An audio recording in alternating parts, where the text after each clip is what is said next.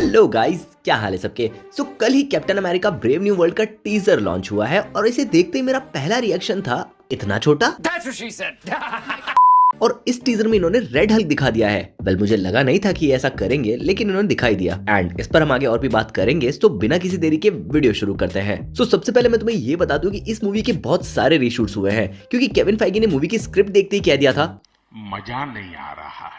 इसलिए इन्होंने इस मूवी में कई सारे इंप्रूवमेंट्स किए हैं और पिछले कुछ सालों से मार्वल की हालत देखकर लग रहा है कि ये एक अच्छा फैसला है। वेल, रीशूट्स में इन्होंने कोशिश की है कि ये इस मूवी को जितना हो सके उतना मार्वल की मेन टाइमलाइन से कनेक्ट कर सके, क्योंकि ऐसे रूमर्स है कि इस मूवी में हमें कई सारे कैमियोस देखने मिलेंगे, जैसे मार्क रफेलो का ओरिजिनल हल्क, 2008 वाली द इनक्रेडिबल हल्क से द लीडर, यहाँ तक कि ऐसा भी कहा जा रहा है कि इस मूवी में हमें न्यू अवेंजर्स तक देखने मिल सकते हैं। खैर, तो बहुत हो गई बातें, अब सीधा ट्रेलर पर चलते हैं। ट्रेलर के स्टार्ट में सैम व्हाइट हाउस में जाता है, जहाँ हम देखते हैं कि जनरल थैडियस रॉस अब प्रेसिडेंट बन चुके हैं और इन्होंने अपनी मूछें उड़ा दी है, जिसे सैम एड्रेस भी करता है। बेसिकली यहाँ पर मार्वल हमें एक स्लाइट आइडिया दे रहा है कि अब जनरल थैडियस रॉस का रोल हैरिसन फोर्ड प्ले कर रहे हैं, क्योंकि इनसे पहले इस रोल को प्ले करने वाले विलियम हर्ड की डेथ हो चुकी है। वेल, यहाँ पर सैम किसी मिशन से लौटा है और सिनेमाकॉन वाले ट्रेलर से हमें पता चलता है कि ये मिशन इसे प्रेसिडेंट रॉस ने ही दिया था, जिसमें सैम ने जापान से एक रेयर मटेरियल कलेक्ट किया है। अब ऐसे रूमर्स है कि ये रेयर मटेरियल और कोई नहीं बल्कि एडामेंटियम है। साथ ही उस ट्रेलर से हमें ये भी पता चलता है कि रॉस एक बार फिर कैप्टन अमेरिका को मिलिट्री का ऑफिशियल पार्ट बनाना चाहता है और देखकर तो ये लग रहा है कि वो एक नई एवेंजर्स की टीम को भी फॉर्म करना चाह रहा है। बाय द वे, मैं तुम्हें याद दिला दूं कि इसी बंदे ने सुकोवे अकॉर्ड्स को पास किया था। ऊपर से सिविल वॉर में सैम समेत आधे एवेंजर्स को जेल में डाल दिया था। अब प्रेसिडेंट बनकर चौड़ा हो रहा है। खैर, तो इसके बाद एक इंटरेस्टिंग सीन आता है जिसमें कुछ फाइटर जेट्स और सैम ओशन के ऊपर उड़ रहे हैं, और अगर हम गौर से देखें तो पता चलता है कि ये असल में टैमुट है। वेल, तो इसके बाद वाले सीन में रॉस एक रैली में जाता है, जहां पर कैप्टन अमेरिका, वॉकिन टॉरिस जो कि नया फैल्कन है, और इसके अलावा falcon and the winter soldier से आइज़ाया ब्रैडली भी है। लेकिन यहाँ अचानक स्पीकर्स में एक म्यूजिक बजता है जिससे स्लीपर एजेंट्स एक्टिवेट हो जाते हैं।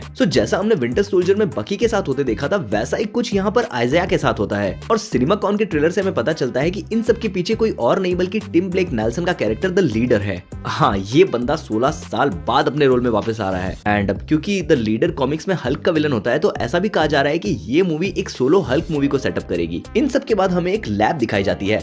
मुझे क्या लग रहा है कि रॉस यहाँ पर लीडर के साथ मिलकर सुपर सोल्जर सीरम को रिक्रिएट करने की कोशिश कर रहा है, क्योंकि आगे रॉस सैम से कहता है कि तुम कैप्टन अमेरिका जरूर हो लेकिन स्टीव रॉजर्स नहीं, जिस पर सैम कहता है कि हाँ, मैं नहीं हूँ। और इसके बाद आता है एक ऑसम फाइट सीन जिसमें सैम अपने वाइब्रेनियम के विंग्स से कई सारे फाइटर जेट्स के विंग्स को काट देता है। और मुझे तो ऐसा लगता है कि शायद इसका सूट भी वाइब्रेनियम का बना हो, मतलब इस मूवी में कहीं ना कहीं वकांडा का इन्वॉल्वमेंट हो सकता है। और हो भी क्यों ना, आखिरकार सैम को एक हल्क से फाइट करनी है यार, इसलिए आई थिंक जितनी मदद मिले उतना कम है। इसके बाद नेक्स्ट सीन में हम देखते हैं व्हाइट हाउस को एक्सप्लोड होते हुए, जो मुझे लगता है सैम और रेड हल्क की फाइट की वजह से हो रहा है, क्योंकि अगले ही सीन में हम रेड हल्क की एक झलक देखते हैं। और इसी के साथ ट्रेलर खत्म। तो बस आज के लिए इतना ही। अब तुम्हारे इसके बारे में क्या ख्याल है मुझे कमेंट्स में जरूर बताओ। इसके अलावा अगर तुम्हें ये वीडियो अच्छी लगी हो तो इसे लाइक करो, अपने दोस्तों के साथ शेयर करो। ऐसी और वीडियोस देखने के लिए चैनल को सब्सक्राइब करो।